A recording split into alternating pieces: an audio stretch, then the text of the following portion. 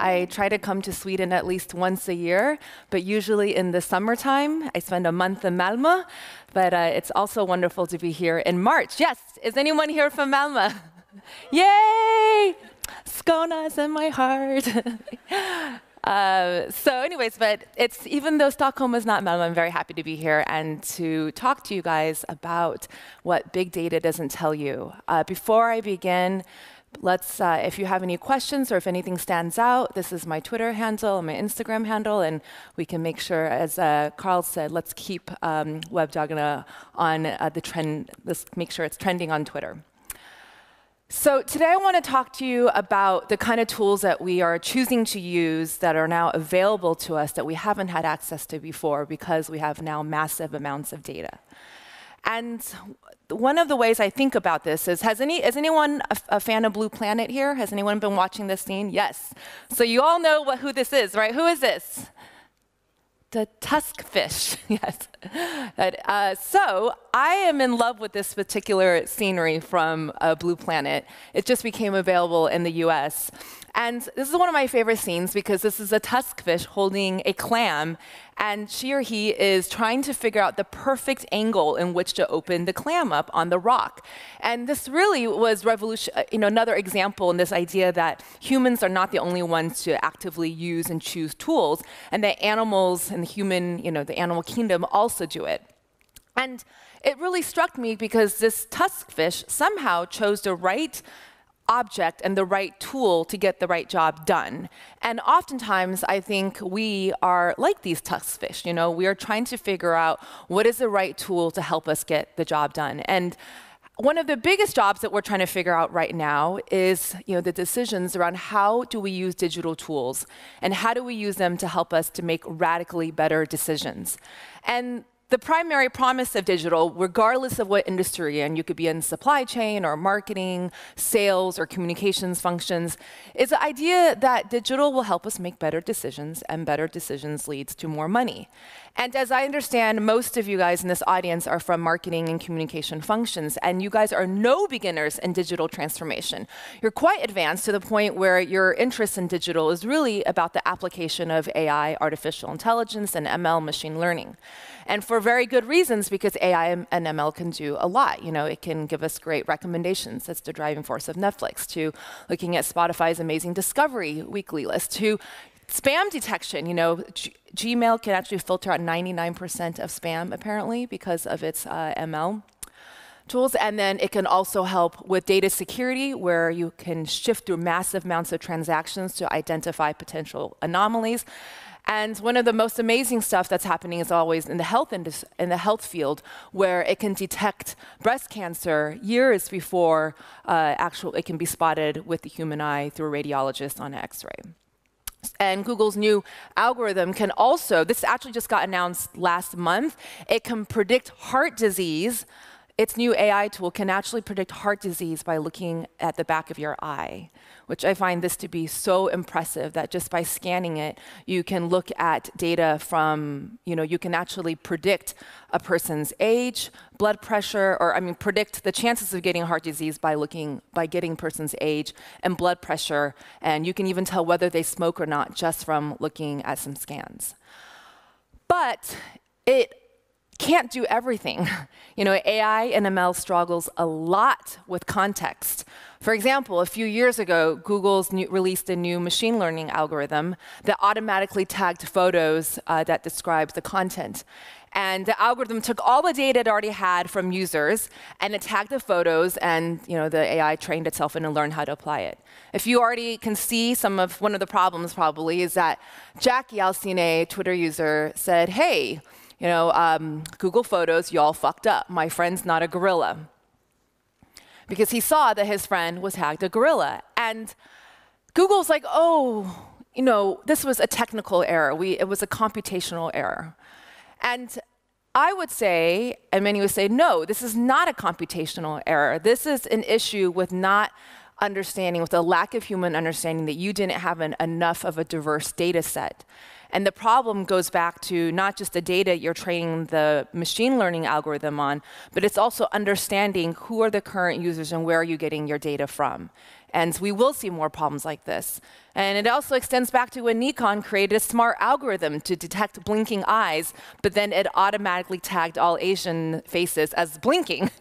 And what can I say? We have epiphantic folds. It can be confusing, but somehow a Japanese company didn't get Asian eyes right. So we will leave that one aside. And then it's also led to a lot of errors around automation, around risk assessment software that's affecting people's livelihoods. In the US, courtrooms around the country are overwhelmed with, how do you sentence people? How do you figure out, are they dangerous to society? Should we let them out? How long they should be in prison for? And so ProPublica, which is a really great news publication, did a study on a new software called Compass. And they look at people's identities and profiles, and then they determine their risk factor to society and whether they should be and then the judge will decide if they should be let out on bail or not.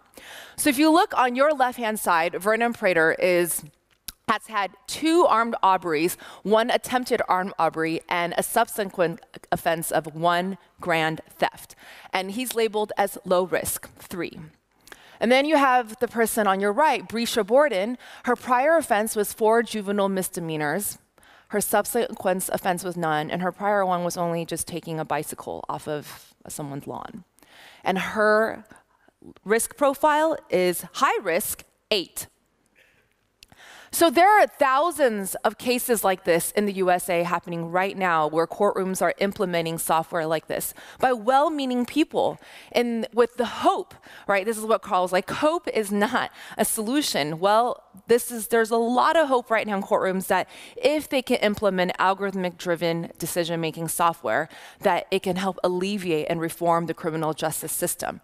But it's not. In New York City, we know that there's many problems to the point where there's a task force now started to look at the fairness of algorithms. And on a broader scale, I recently watched machine learning exacerbate misunderstandings in my own country, the USA, with the recent elections. And we've just learned that Cambridge Analytica has then used stolen data from 50 million profiles to create algorithms to target voters to influence the outcome. And they're not just doing it in the USA, they're doing it all around the world. We found out about their work in Kenya. And with the upcoming elections in Sweden this year, this is surely something that everyone in this country is watching out for. But despite all this, we still get these great quotes, and we still quote these, founders at every tech conference saying, robots will be able to do everything better than us. And because Elon Musk said it, it must be true, right? And these quotes come from, I've been seeing it for years. We have here Andrian from Stanford, who's a professor there. In case he's a professor, what he says must be true too. Pretty much anything that a normal person can do in less than 1 second, we can automate with AI. To which this person responded, yeah, so AI can scratch my butt now, cool.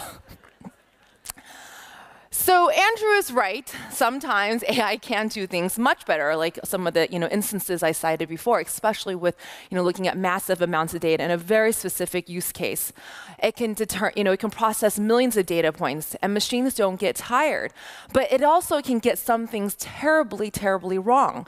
There's so many things that computers can't do.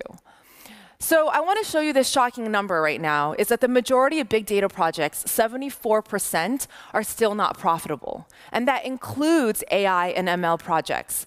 And this is a shocking number.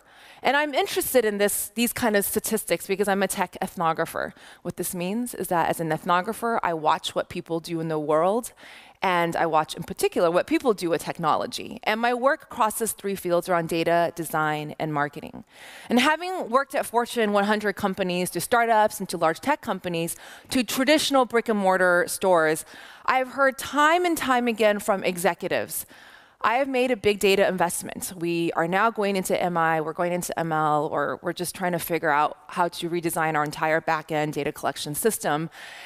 The problem is that we're a few years into our work, but we're not seeing better outcomes. I don't see my teams coming up with better decisions.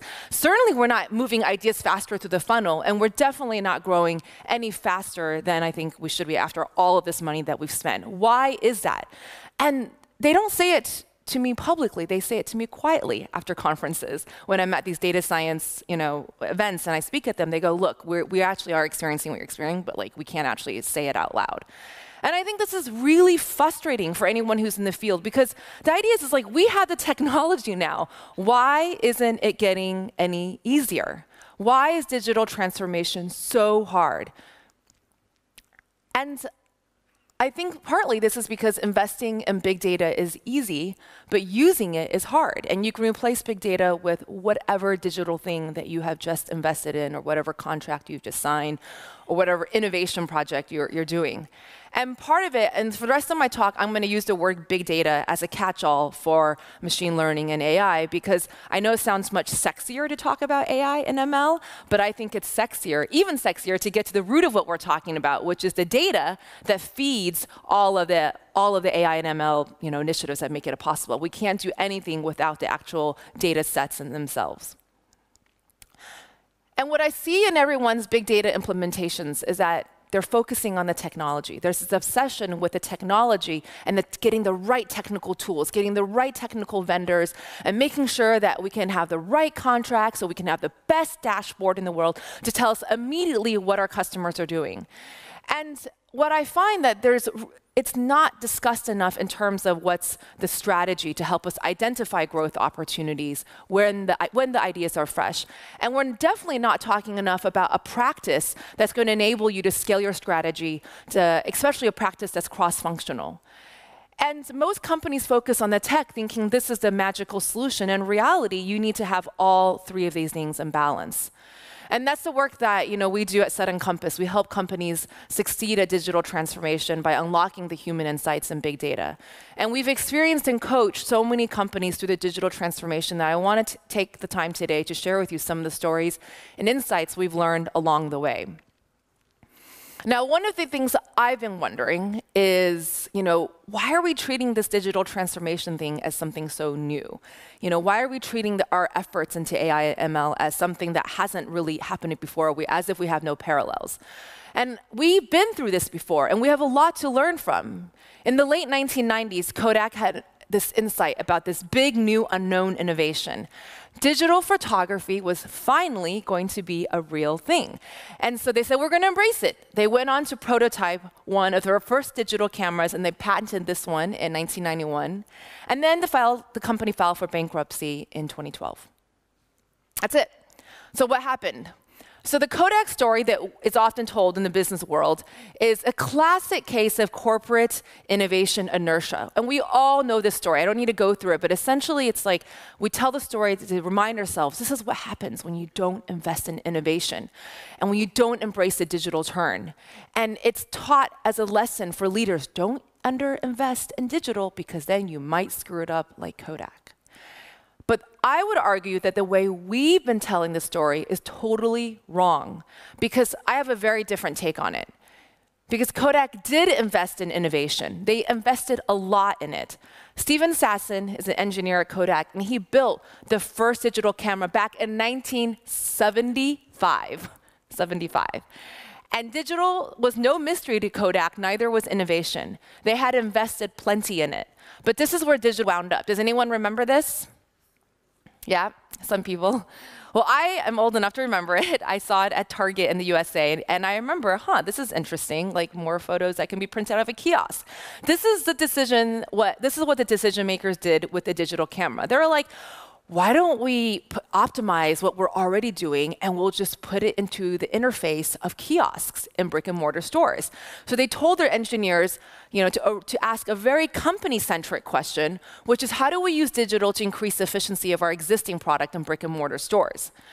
And they did not ask a very customer-centric question, or could it how will people record memories? What will digital interaction look like? What does the future of shopping look like? How will people feel about printing photos? Kodak's company-centric approach to doing digital optimized for known variables and removed all unknown variables. It's not even like they were asking the wrong question, because it is important to ask downstream optimization level questions, but it's just as equally important to go outside of your existing business to ask human questions that are customer-centric. This is what Talia Wolf was talking about yesterday, where she says it's important to understand the emotional experience. So instead, Kodak just essentially was like, oh, we'll just repackage digital into existing business model. We'll prioritize shareholder value, and we'll just treat digital as a purely technical implementation. And they removed the biggest unknown variable, which is, what's the biggest unknown variable? Humans, yes, it's the customers. That is the thing that everyone should be obsessed about. But no, they removed it. So the lesson here, and I think the big lesson here, is that companies can often succeed at innovation, but still fail miserably at decision making.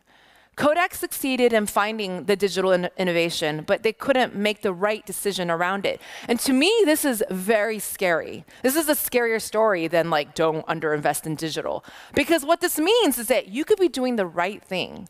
You could have your innovation budget looking great.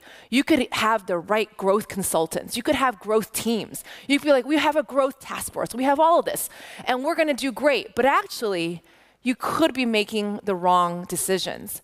And I don't need you to raise your hands, but I just want you to think for a moment. Have you, or are you at a company that is focused on growth and innovation, but you see them, or you have seen your management or your leadership or your team struggling at making the wrong decisions? Do you guys struggle, or have you struggled at lacking a practice that's cross-functional? Do you guys work in silos? Have you been in a situation where growth is like the mantra, but somehow the customer or the human is not always at the center of every presentation report, which is filled with statistics? So what this means, that this basic formula we've been told is that innovation, which now we're focused on doing digital, big data, ML, is actually could be wrong. It's that it may not lead us to make better decisions. Because you can be really good at innovation and still suck at making the right decisions. And lots of companies are great at innovation, and they still make bad decisions. When I worked at Nokia, and I was in the R&D department, I saw this happen. And Nokia was a very innovative company. This is their product line, and they made the first mass-produced GSM phone. Their 7110 had a mobile browser and predictive, text. The 6130 was one of the earliest phones that could send photos, even though it didn't have a camera. And it's also the first Bluetooth phone, so this was very important. It had Java-based games. And then the 5100 even had features that the iPhone has now, like a thermometer and an FM radio and a flashlight and a calorie counter. And the 7110 even had a touch screen.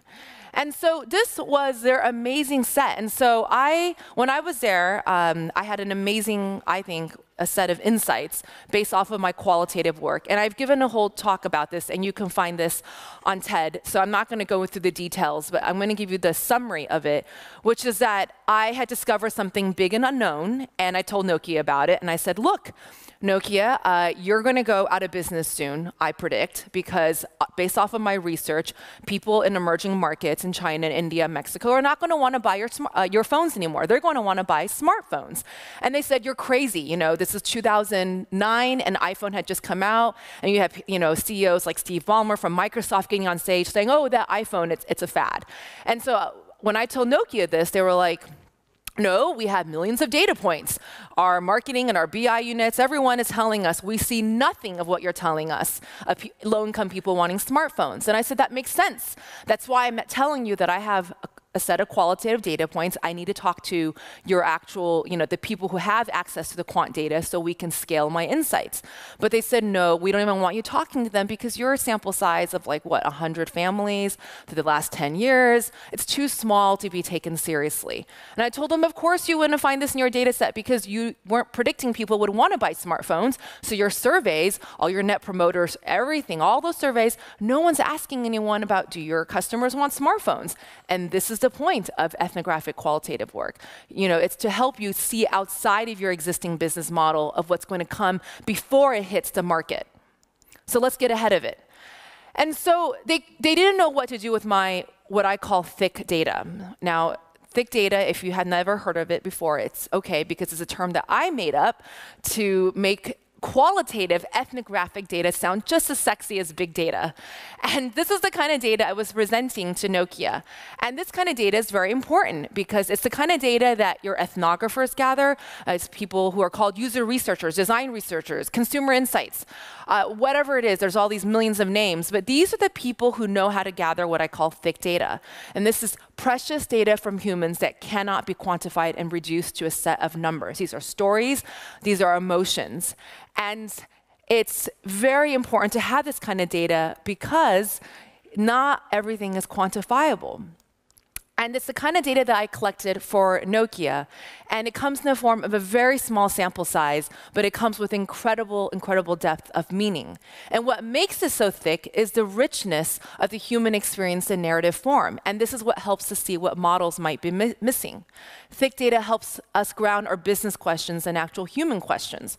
So when I shared my thick data insights with Nokia, they were like, well, it doesn't really fit with our product roadmap. You see, this is what we do, and what you're telling us doesn't work for us. So I said, OK, I left. And then a few years later, do you know what happened to Nokia? We all know. The business fell off a cliff. So this is the cost of missing something.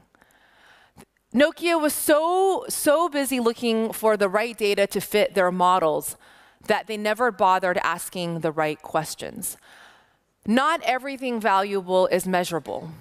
Nokia was so blinded by their own data that it was inconceivable to them that low-income consumers who had always paid a certain price point for phones could all of a sudden make a big change. But I would say this is something we should all be thinking about with our customers, is that it is whatever you think is unfathomable should be the thing that scares you the most. And it wasn't, for Nokia, they're not alone in doing this. I see companies all the time throwing away data points if it doesn't fit into their existing business model, if it doesn't fit into their existing quantitative model or attribution model, whatever it is, they just throw the data out. And what makes this so hard to see is this paradox that I talk about a lot, that I think is a modern affliction in corporations, which is what I call the quantification bias. It's the unconscious belief of valuing the measurable over the immeasurable. And to me, this is one of the biggest problems of, I think, our times, our century. And it's going to become even bigger as we use more big data. And we often see it in our work every day. It's when someone becomes so focused on the measurable that they don't even pay attention to what's around them, to anything that sits outside of the measurable, to any evidence that falls outside. Even if you present it and put it right in their face, they're like, oh, how does it fit into this model? And again, this is not about innovation because companies like Nokia, they invested a lot in innovation. They were doing digital. They were obsessed with growth, but it wasn't leading to better decisions because they were also hit with the quantification bias. And so my question to you is, what if your digital roadmap is not leading you to better decisions?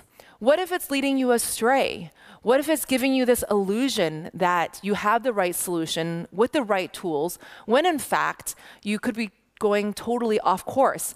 What if you could be blinded by the quantification bias? If you're just so obsessed with meeting your monthly, your quarterly targets that you're not making time to see the bigger picture of what your customers are actually doing or what they want. We know something isn't working when we look at this statistic right here. According to research from Anne Raynoft, a professor of strategy, she says that the return on investments have declined 65% over the last 3 decades. This is an alarming number, combined with the data point from before that 74% of big data projects aren't even successful. So no matter how much we pour into innovation, we seem to keep falling short. So why do they have so much trouble at making decisions from what they learn? Why do companies who succeed at innovation then fail to capitalize on it? In most examples, things fall apart in the decision-making, not in the innovation or the lack of ideas, because innovation is a relatively easy fix. I think the answer, part of it, goes back to what this sociologist, James D. Thompson, was writing about in the 60s. There's this amazing secret book that no one in this room probably has, unless you're a sociologist. Any sociologists in the room? No hands. Okay. Well, I'm the only one. Well, I love James D. Thompson because he wrote this book called Organizations in Action. And he talks about how organizations make decisions. This is a really great book that I advise that you should still get, even though it's written in the 60s. And he says that there are 3 different ways that organizations make decisions. And there's pooled interdependence, when you pool your resources together. There's reciprocal interdependence, where you're like, this is what I have, this is what you have, we'll work together. And then there's sequential interdependence. I'm not going to go into details about each one, but I want to focus on sequential interdependence here. This specific way of decision-making is very much about when one person makes a decision and then it's passed on, it's passed on. It's very linear. And this is where the modern organization comes from. This is the whole goal of sequential interdependence is very much comes from the assembly line days. It's about driving efficiency, reducing variability and volatility, and increasing volume. Now, none of us in this room may work on literally a physical assembly line, but we still treat our digital work as if we are on an assembly line, because this is where the modern organization comes from. And the defining feature of a sequential interdependent organization is that they're company-centric. This is how you know you're in one. Because when company-centric orgs invest in digital, what happens is that they understand less about the customer. This is what often happens. I know this is a very controversial statement, but I want us to take a look at how this happens. This is an org chart, and it should look very familiar to you, right? This is where your boss and you can figure out where you sit. And the entire modern organization, incentives and bonuses and daily interactions are all based on this org chart. And if you'll notice, the customer is very far away from the org chart. The customer is right at the bottom.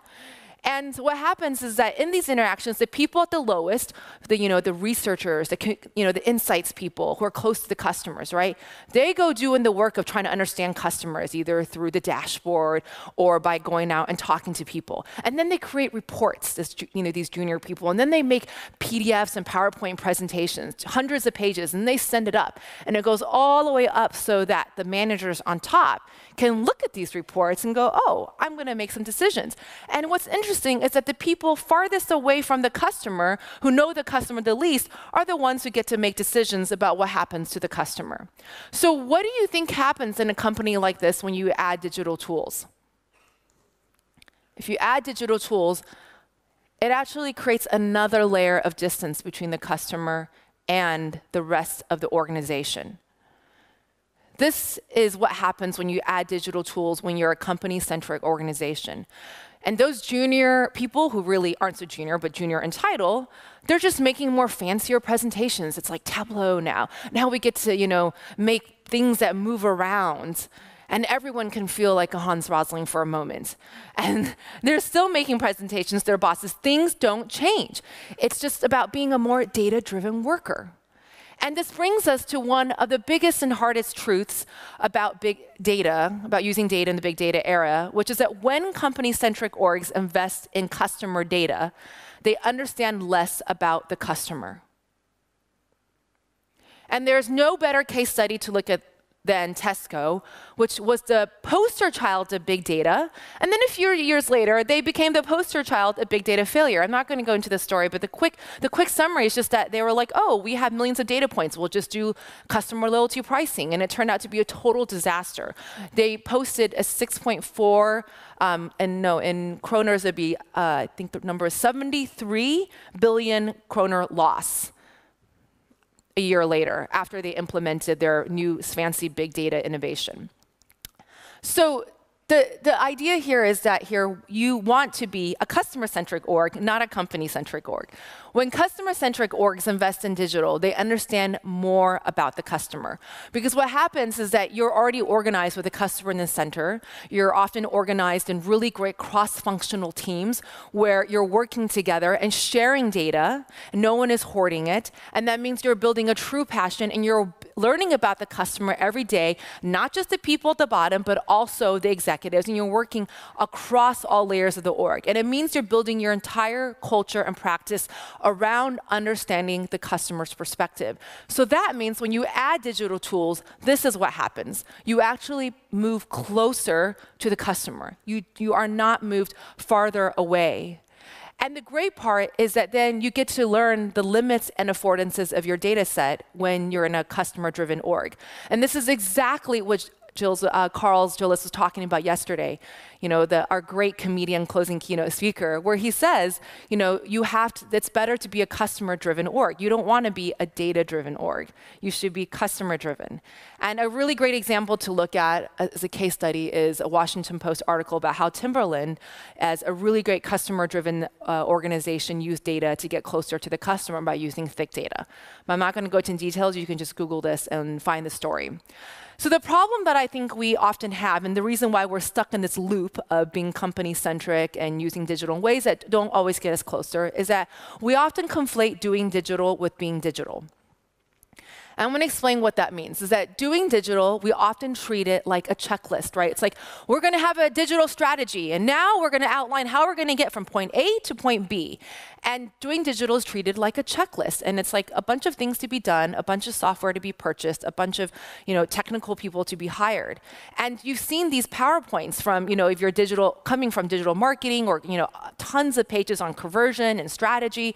It's like about how you're going to reorganize all your communications and marketing processes around being digital and driven and having step-by-step process laid out. But being digital is quite the opposite. It treats digital as an outcome, and there's structure, but there's also clear shape. It's constantly being formed. It's not treated as like a one-time thing. The transformation is iterative, it's collaborative, it's ongoing, and most importantly, the focus is on bridging the technical and the non-technical and bring the human to life within the organization. Being digital is very much the opposite of doing digital. And this is the key problem, is that oftentimes we have friends or humans or coworkers who we know who are like this, where you're so busy and caught up in doing things. Where, you have that person, it's like, oh, how are you doing? It's like, oh, I'm so busy, right? I have my whole day is stacked. And you're like, wow, are you actually a human being? Do you have time to enjoy, what it is you're doing? But this is oftentimes how we, I think, treat the digital transformation in our organization, is that we're so busy being like, oh, I'm on this task force and I'm, implementing this tool, instead of thinking through being digital means this is a whole entire holistic process that is not just a single functional work.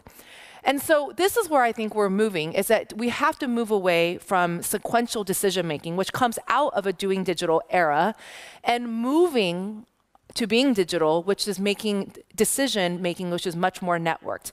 And this is the work that we do at Sudden Compass in helping companies make this transformation, this transition, where decision making is sequential. And I want to talk a little bit about what that actually looks like and what this means. Because if we can make this shift, this will allow us to reach our goal, which is we can make better decisions with data with networked decision making. And I'm going to break this down a little bit, because I think this affects, regardless of what function you're in. You could be in marketing, communications, supply chains, or sales. These are the functions who we tend to work with mostly, because they're the ones that have the most data about the customer. But this affects everyone. And what this means is that this will allow us to rethink this causal relationship, is that it is possible to make better decisions with innovation, but it just means that we have to focus on being digital and not doing digital, which is just a checklist. And there's two shifts that I think we need to make in order to make this transition of being digital and into network decision making. That first shift is something that I realized after my work at Nokia, was that we have to move away from our singular focus on big data to thinking through how do we integrate big and thick data. So what this means is that you be using big and thick data iteratively and in an integrated way in your organization. And the things that I think we need to learn, which is an entirely new skill set in modern organizations, is what we call integrated data thinking. This is something we teach at Sudden Compass, but this is something I think we all intuitively do. We all know that when we gather an insight that is qualitative, that has no numbers behind it, we automatically, I think, a good marketing or communications person would go and search for some numbers to back up that, insight. And I want to tell a story about one of my favorite primatologists. Is that scientists work this way all the time. We just don't think about it. This is my favorite primatologist, Frans de Waal, and he argues that a sense of fairness is a groundwork for morality, can be seen in our ancestors, monkeys. And he says, look, we're not the only moral people. Our primates, our monkeys, our ancestors do this too. And he makes this argument to scientists, and he shows them these charts. He's like, look at all my research I've done in my lab. He's like, you can look at these graphs, you can look at the number of copulation sessions, the occurrence of swollen genitals, food transfers related to sex. You can see in this regression here that male bonobos are more likely to trade in food for sex, which is maybe a surprising statistic. But he's like, look, this is what I see. This is it. Where morality is in our monkeys. And this is the reaction he gets from a room full of scientists also, is exactly what you guys just did.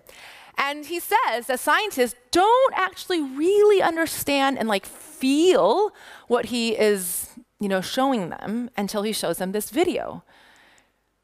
And he says, this is a video from his work, and you'll see he's feeding. So she gives a rock to us, that's the task. And we give her a piece of cucumber and she eats it. So the other one needs they're to give getting a rock cucumbers. To us. And that's what she does. And she gets a grape. A grape is like crack in monkey world. That. She gives a rock to us now, gets again cucumber.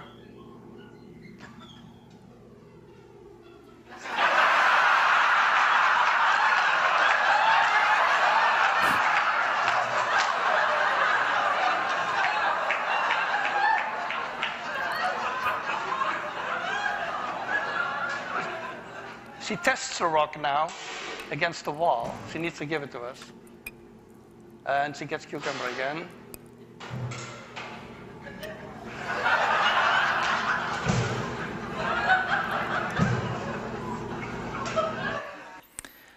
So this is what Francois is talking about. It's like he also, as a scientist, needs to tell stories in order for people to understand his point. But sadly, this is not a natural skill set. Most scientists are not like Franz de Waal. And I would say that most people in organizations, we somehow, because of the pressure to come across more professional, we somehow make sure our presentations end up looking a lot more like this. And then when we go into the boardroom or into a meeting with executives, we don't bring this to the table.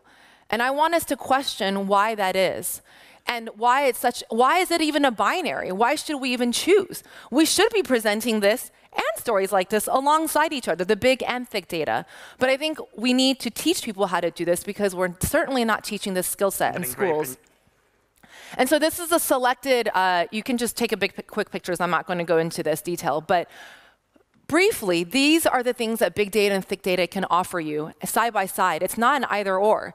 It's that big data offers machine intelligence, whereas thick data offers human intelligence. Big data offers really great content at scale, whereas thick data rescues the context loss that comes from making big data usable and standardizable and normalized. It offers insights at depth. Thick data offers you the why. Big data offers you the what. And most importantly, thick data surfaces the unknowns, things that you are not already looking for in your data set. So if you think that you can be proud of your company being, oh, we have the best first-party data. We have so many tech companies we work with who are obsessed with their first-party data. I'm like, that's great. But your first-party data is not going to tell you the unknowns. So we have to look outside.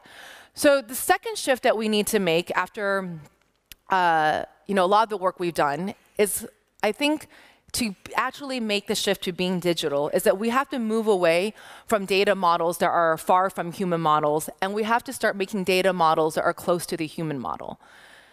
What I mean by this is that the one question we should be asking ourselves, everyone in this room, when you go back, ask your teams this, ask your data scientists, ask your qual people this, is that how do we best mathematically scale human models into reliable and meaningful data models? How do we close this gap? Because when this gap is far apart, that means we make terrible decisions. Like that's how we get the example with Google or the risk assessment software that's labeling someone who's actually very low risk as high risk. When we move data models closer to human models, that is when we make really great decisions with digital. And I would say that the companies that are going to succeed most in the future with big data are ones who make the best data models that are close to human models. And I'm going to come back to this in a second because I know I just threw out a lot of words with a story. with our most beloved, I think beloved Swede, who's Hans Rosling, who passed away last year.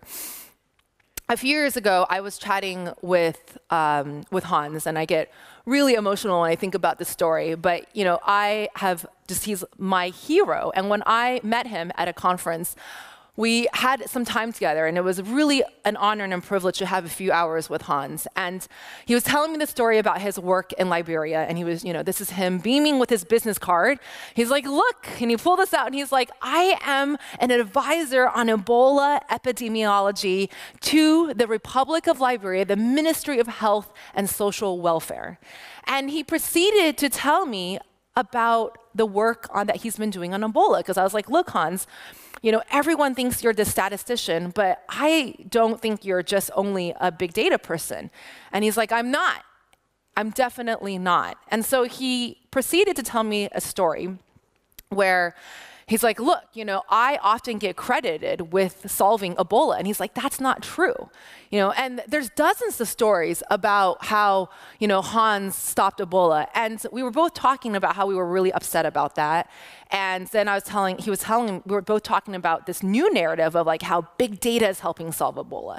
And there's all these headlines like this, like IBM joins Ebola fight, to kill Ebola. And we were talking like we knew that was bullshit. And he was like, look, he's like, all of my work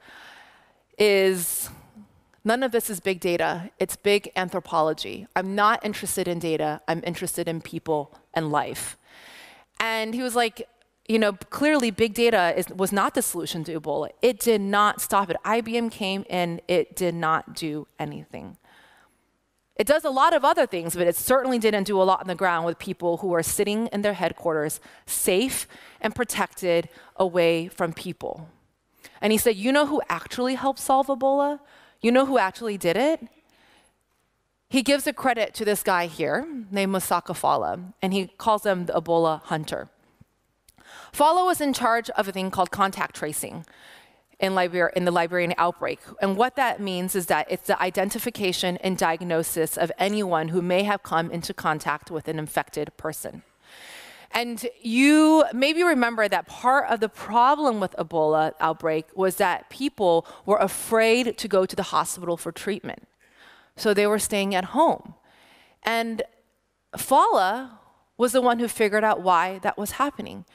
He directly immersed himself with the people. He went straight to the epicenter of the biggest Ebola outbreaks in Liberia. He went to the township of West Point. And when he got there, he went into conversation with people. And he learned some really important pieces of information, like the fact that people were scared to go to hospital.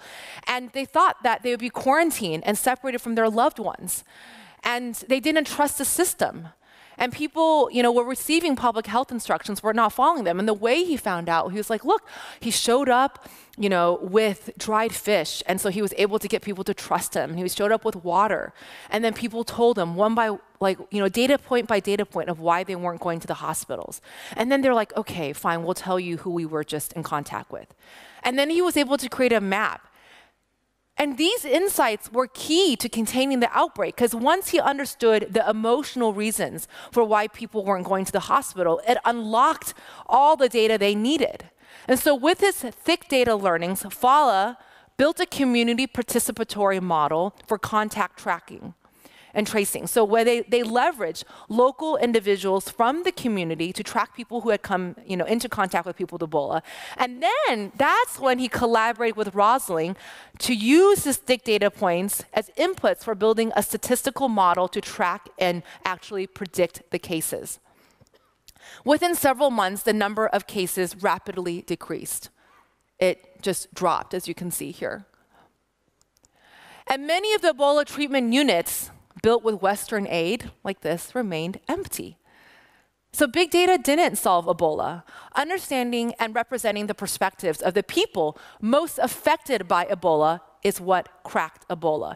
It took thick data experts that they made an actual human model, right? Where they actually understood the emotions of what people are doing on the ground. And then it took working with people like Rosling, who understood the value of a human model, to make sure that the data model that they could create that was predictive was as close as possible to what humans were doing. This is what solved Ebola. And I think it's easier to see and learn from something that's not directly related to our business, but this is exactly what we should be doing every day. We should be working with the people closest to the quant data and closest to the people, to our customers, and saying, how do we build better data models to represent what our humans are doing so that we can make decisions at scale? So I know I just gave you a lot, and this is like, we teach organizations how to do this through labs and like ongoing work. So it's like, how do you do this? I want to just give you at least 3 simple steps you can take away so you're not like, where do I begin? So one, the first thing you can do is be suspicious of vendors who claim automation and removal of the human. I cannot underscore this. If I could just make this my like only, fight, it's like I'd be like a vendor hunter who, that would be my job. It's like, I think part of the problem is that there is a lot of money to be made on our fears that we can't predict something. So you have these vendors who are from big data companies who are like, we can predict anything. We can predict all of the insights that you need. We can find that needle in the haystack, your single source of truth, which is a term that data scientists use, the SSOT. We're like, we'll find your SSOT for you, and then you're going to be able to grow. It's not true. And you should be very suspicious, and you should question them. And you should just ask them. It doesn't even matter if you don't even know what I just said. Literally just repeat this question to be like, how are you going to build me a good data model, a mathematical model that's based on human insights? And they're going to be like, human? Our goal is to remove the human. And you're going to be like, OK, next vendor, next partner. The second thing you can do is find the thick data people in your organization, in your teams and processes. Literally find and map out, when do we actually have thick data opportunities coming in? And most likely, I'm going to tell you, you're going to have to go very low in the organizational map, because sadly, those are usually the most junior people. And sadly, at most organizations, the consumer insights or research departments are not put in strategic positions. And the companies that do have them, then they're great. And those are the ones who are doing well. But usually they're not. And find that person, find the processes, and then go to lunch outside the building, because you usually have to like talk real talk, and then brainstorm on how to amplify and integrate what they're doing into your work. You have the power right now without you don't even have to talk to me after this talk. It could just be like, literally go find that person and figure out, just between you and I, how do I amplify your work? How do I bring what you're doing more and make it more visible in the organization? And you might have some objections. You might be like, oh, but we have AI now. It will sort through all the data and humans aren't even needed. And I would say no, is that artificial intelligence gives us the opportunity to elevate the role of the human in conditions with high variability. We actually need humans even more now as we move into an AI future. And it gives us an opportunity to really amplify their role in their job. So instead, anything that's automated, you can insert whatever, still requires human designers and quality data. If you get bad data, or if the humans overseeing the training aren't aware of their own biases in setting up the training, or even setting up the collection of the data, and it could be just setting up the survey, then those biases end up in the output, and it's very hard to root out. And you may say, oh, but my company is so traditional, it's so big, I can't imagine us actually going from doing digital to being digital. Then I would say, it is possible. You can look at, there's other companies that have made the change, like Domino's. If a pizza company can do it, you can do it. And the objection I often hear is, oh, but we're good people, and we don't do anything terrible. So we're probably not going to end up making mistakes like that you're talking about. And I would say, well, I would think again. What does H&M and Google have in common? I would say a lot. With the recent H&M placement of having a child model wear a sweater called the coolest monkey in the jungle. And we all know, I don't need to rehash the story of what happened around the world and H&M's reaction. But why would I be bringing this up? This has nothing to do with AI. Well, I would say it has everything to do with AI. Because what H&M did was very similar to what Google did, which is that they both did not have access. They made decisions off of a very undiverse data set. And they ended up with something like this. And this is the same problem. You may say, oh, but Google, that was an AI problem. H&M, that was just and that was really ignorant. And I would say, no, it's the same. These are not people, no one is trying to be racist here. But my question is, why We had a lot of humans involved in this one. This should have been surfaced much more quickly than this. Do you know how, I mean, we just made a map of how many humans were in charge of making this possible, from the photographers to the people who are doing the pricing, putting it up on the website, to designers. There are people doing this. Why didn't someone just say, hey, this may not be a good idea? No one. At least no one made, and maybe someone did actually, maybe that was that person like me when I was at Nokia, maybe someone did speak up, and maybe the decision makers didn't listen. And I would say we should focus on this story, because the true danger of AI and ML is not in creating new biases, but in fact, it's in amplifying existing biases. And this is what we should be thinking about. And this, to me, is the core of our problem. And if I could leave you with anything, is that historically, all along, our problem has not been in finding new technology. It doesn't, it's been really making decisions off of a lack of a diverse data set.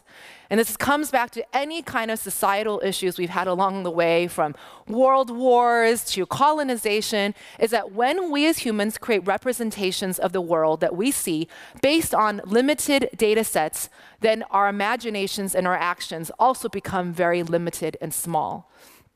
We don't have a hardware problem, we have a socialware problem. We should not be reducing our problems to just purely technical ones, because the social problems we've had have been the same along the whole entire way, which is limited data leads to limited imagination to limited actions. And this has happened long before big data. And we know our actions are adding up, especially in our work in advertising. If I want to bring it back to our work, is that we know that something is going on. When P&G, one of the largest companies in the world, has already slashed 140 million sales from digital, because they know that somehow our attribution models aren't working. And you have Unilever saying, look, we're going to remove our ads from platforms that breed division. And if there's any alarm bells that should be coming in Europe, is the rise of implementation of GDPR in May. If you can look up that data policy, which means that consumers have to actually grant you the right to collect data on them and to market to you. And a lot of people see this as, oh, more difficult to get consumer data now. And I would say, no, it's an opportunity to make it easier to understand consumers. This is a gift to us. And so where we are right now, we're still in the early days of digital. We are, this is how long it took to get to VR in our phones from the first digital camera. Well, we're still here right now. So there's plenty of time even if we haven't figured it out yet. I mean, not plenty of time. There's enough time. It's not too late. It's still kind of like, where we are with computer vision, where with self-driving cars, where, the software still has a hard time of figuring out what's in the foreground and what's in the background, and that's why we're still seeing accidents with self-driving cars. I think we're struggling with that too. Is with big data, it can be very confusing because it all looks flat to us. It's hard to see what's in the foreground and what's in the background and what's important. But we do have to figure this out. And if you don't think it's that important, I'm going to leave you with this last quote from Hemingway, which is a quote from his book. He says, how did you go bankrupt? 2 ways: gradually, then suddenly.